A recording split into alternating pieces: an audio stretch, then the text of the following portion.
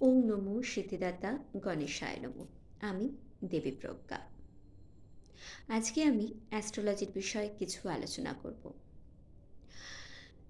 রাশিদের কর্তৃত্বকারক গ্রহ কথা বলবো। আমাদের 12টা রাশি, 12টা রাশির কে কার অধিপতি সেই ব্যাপারে কিছু কথা বলবো। মেষ রাশি, মেষ রাশির অধিপতি হচ্ছে মঙ্গল। বৃষ রাশি অধিপতি হচ্ছে শুক্র। মিথুন রাশির অধিপতি হচ্ছে বুধ।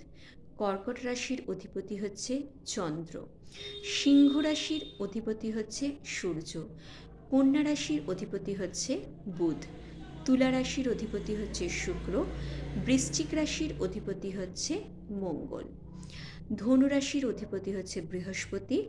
মকর রাশির অধিপতি হচ্ছে শনি। কুম্ভ রাশির অধিপতি হচ্ছে শনি। মীন রাশির অধিপতি হচ্ছে বৃহস্পতি। আপনাদের যদি এই ভিডিওটি পছন্দ হয়ে থাকে প্লিজ লাইক, শেয়ার, সাবস্ক্রাইব করতে কিন্তু ভুলবেন না। ধন্যবাদ।